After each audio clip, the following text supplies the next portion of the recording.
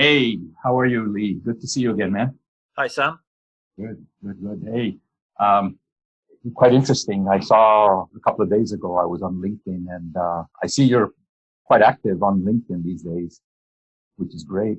And I think it's a pretty good forum. And then I saw you got an award, in Yeah. England for the learning and development that you do. You want to mention something like that before we, start with our conversation today? Yeah, sure. Thanks, Sam.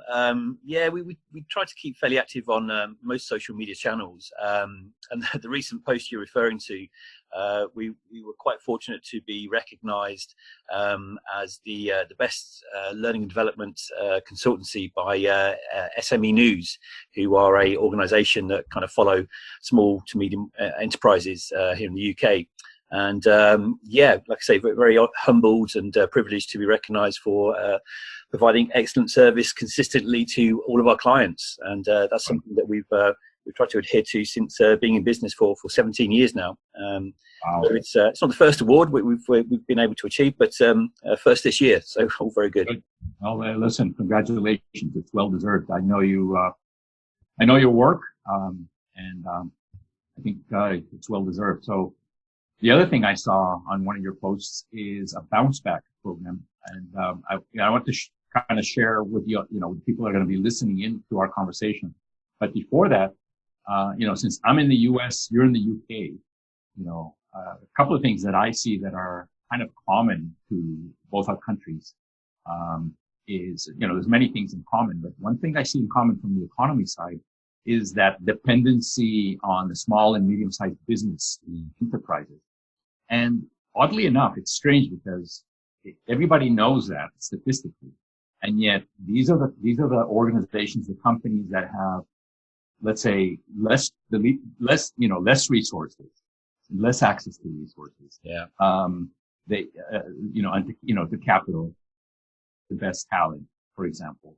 And also, for whatever reason, I guess it's for political reasons, the help from government agencies often is too late or not enough. And I see that happening. I don't know if in other countries, but I know that in the UK and in the US, that's the thing. So when I saw what you posted on there, this bounce back program, which looks like, a nice step-by-step Yeah. program, I thought it was right on time, very in tune with what these small, medium-sized enterprises really need these days, especially with this crisis that we're living. So I wanted to really, kind of ask you a little bit about that, how you came about this, and talk to me a little bit about that, and then I'll probably have some questions in between. Yeah, sure. And I think you're absolutely right. Here in the UK, SMEs, small businesses, micro businesses are literally the backbone of the economy here. And you're absolutely spot on. I think the support that sometimes they don't get is a shame. Although in the current climate here, the UK government has made a specific point of trying to keep these organisations in business because they recognise the impact they have on the economy. And there's been a lot of talk recently by the government about bounce back loans that are being offered to these organisations to keep them in financial existence. Now, the concept of bounce back ability, or that ability to kind of rebound from the economic pressures, from the lockdowns and social distancing that we're experiencing across the globe, is something that a lot of SMEs struggle with and have never experienced before. So we were kind of thinking around how do we help organizations? How do we help some of our clients? An SME ourselves, we know the challenges, we know the kind of focus. And having been in business for as long as we have, we've been through economic crashes, we've been through recession before. So we've got a fair bit of experience of what works and what hadn't worked. And that's where the idea of the bounce back plan came from originally, putting a very simple and straightforward process in place to give some clarity on the steps that should be followed. And as you probably saw from the posting, we identified 6 clear steps that should be followed by organizations. And they range from initially just assessing what your current situation is, what are the key issues, objective assessment, and from there just really focusing on most small businesses, managing your cash flow and being in control of that, really. So did you develop these based on what you think are the biggest obstacles? It's like, did you look at the obstacles and say, okay, these are the main obstacles, and based on that, here's kind of the 5 topics or 5 things that you cover in your program? Yeah, exactly that. I think, like I say, we've worked with a lot of organizations, from global blue chips right down to micro businesses, and there are common themes in terms of successful business and some of the essentials that need to be applied. And from that process, it's really kind of just looking at extrapolating that into a SME environment and looking at some of the challenges for SMEs. As you hit on earlier on, they don't always have the resources or the expertise that maybe some of the larger organizations have. So yes, we did a bit of a SWOT analysis and some diagnostic process to see what the challenges would be for SMEs. And that's where we came up with the 6 steps, really. So yeah, just kind of grounded in experience, grounded in knowledge, and grounded in what we believe SMEs really need to focus on in order to ensure that bounce back ability. Right. And you had, like, when you posted, what I saw there, you had kind of like some chapters, kind of some chapters and a progression. And then inside each chapter, you had kind of the specific step-by-step or the step items. I mean, would you outline just, if you have that brochure in front of you, what you posted or something like it, or you probably know it off by heart, it would be good to know the key points that people might expect when they look at this. Yeah, so the document we posted, and you can see here, I'll post it here, just follows 6 straightforward steps. And the overview that we gave in the booklet is literally that, just a high-level introduction to each of those steps. I'll explain what the follow-on is in a moment. But as I say, for each of those steps in turn, the first, as I alluded to earlier on, is really just looking at having an objective assessment, trying to understand your current playing field, what's the challenges now, what's your priorities, what do you need to focus on, what are the issues immediately for you as an organization. That, if you like, almost creates your plan. And following on from having the plan is then just having a handle on your financials. And more specifically, the second stage is about managing your cash flow. And again, with the government giving bounce back loans, that's fine. But actually, there's a lot that SMEs can do themselves to get a handle on their cash flow, looking at their services and looking at how to reduce costs appropriately while still providing those services.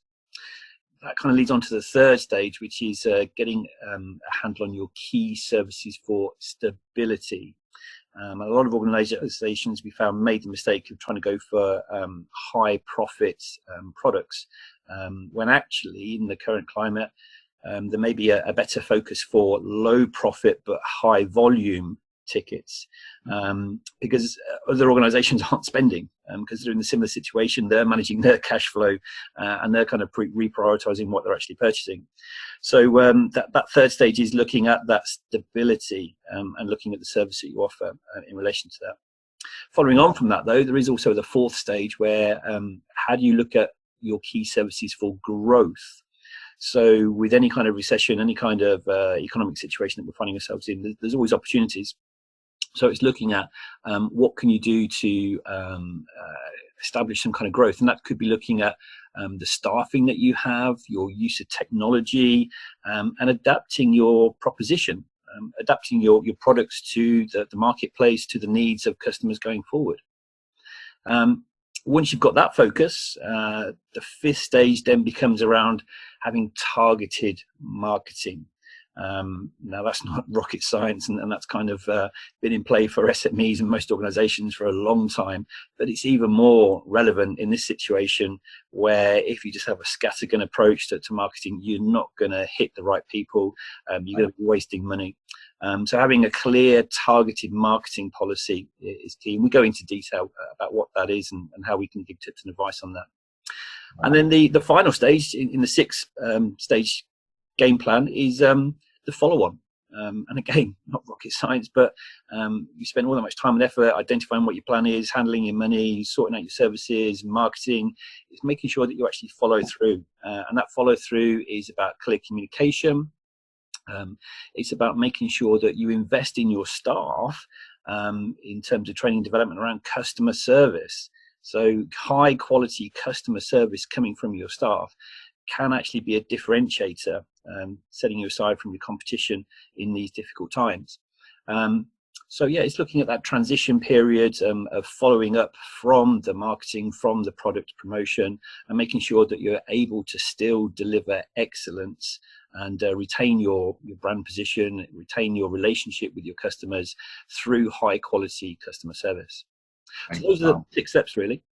Yeah, wow. I mean, I think it's very thorough, Ian. So, well, it's interesting. You know, you and I are facilitators. I think you're a pro. I'm still learning how to do facilitation. But I'm thinking, from our, you know, from our perspective. And, I think in one of the steps you mentioned, you know, looking for the quality customers and shifting our strategies a little bit, which we all have to do, you know, based on what's going on.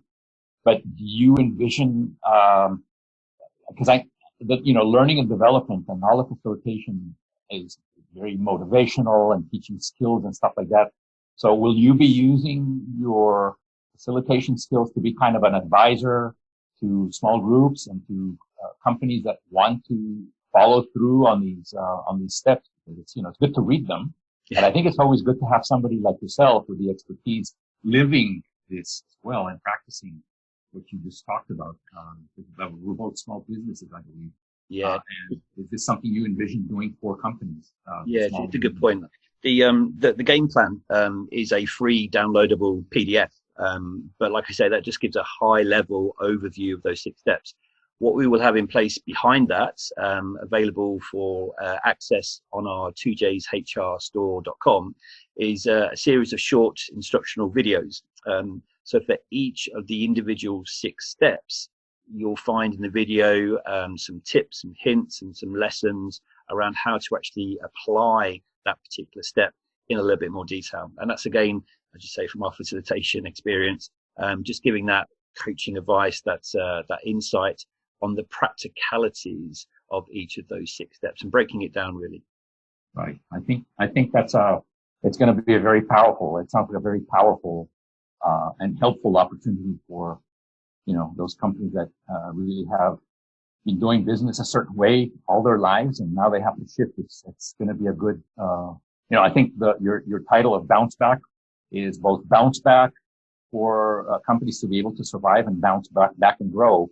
But it's also, I'm thinking of the bouncing off the ideas and bouncing off the people like yourself that are experts, that give feedback and can, you know, that are listening, because you're, you know, a really good listener. I think you walk your talk, and I think it'll be a great opportunity also to be able to bounce things off of Lee and your crew there. So, yeah. How would you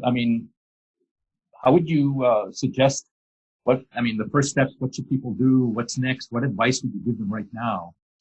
Okay, you know, for me, it's like, I see things kind of you know, COVID is real, but we can't use it as a distraction, in our business, because we have to keep on going. We have to survive.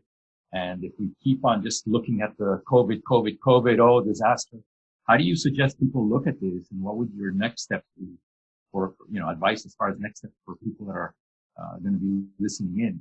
You know, what do you suggest they should be doing? Yeah, I think that's $1 million question that a lot of entrepreneurs, business owners, SME owners are going to ask themselves, like, where do we turn to? What do we do? And quite a lot of scratching their heads at the moment. Personally, my advice would be not to panic and kind of have knee-jerk reactions. There's a famous anonymous quote that says, the only thing that is constant in the world is change. And that's what we're dealing with at the moment. It's just another change situation. And good entrepreneurs, good business owners plan for change. Maybe they weren't quite planning for this kind of change, because it's completely unprecedented. But it is just kind of take stock, understand, as I say, that the game plan points that we've talked about, and look to seek advice, seek guidance, and work through it. Now, in terms of that guidance, most organizations, we would suggest have business mentors or business coaches, and it is kind of tapping into others' experiences. others' knowledge, expertise. I like the point you mentioned earlier on in terms of the bouncing ideas off each other, because again, one of the things that we're looking to do from the videos that will be posted is to enable that forum discussion. So SMEs, business owners will be able to share ideas, share experience, share the practical application of the 6 steps that we'll be talking about. So my first point of call would be, as I say, take stock. Don't panic, take a breath, and then look at how you can evolve, because effectively the bounce back is all about evolving your business, evolving your proposition, and staying in business, which is at the forefront of every business owner's intention, really, to continue to make their business work for them. Right. Well, look, I really appreciate you taking the time to do this, Lee. No problem. And to write this out in such a clear, concise way, because, you know, they also say hope is not a strategy. Yeah, very true. You know, to sit down and hope. No, I think with what you are providing, and I encourage whoever's listening in on the conversation to download this PDF that Lee, I think, is going to make available on these steps. Yep. And to jump in and use that as, you know, your step-by-step guide to do whatever you got to do. Just sitting around and, you know, listening to the news and all that. Like I said, I think it's a distraction. I think we need to focus on our businesses. So, yeah, you're absolutely right. That proactivity is key. And, yeah, the temptation with, I don't know about in the States, but here in the UK, that the media, if you watch too much of that, it's very, very depressing. So you've got to step away from that. You've got to be kind of proactive. You've got to see the opportunity and see the positives that you can make from this. Right. Great. I certainly will spend time watching the videos, reading through the materials, and I look forward to learning a lot of this stuff from you. Certainly stuff that I need myself in my business. So thank you very much for. No, thank you, Sam. Thanks for the opportunity. Great to talk to you. Thank you. Likewise.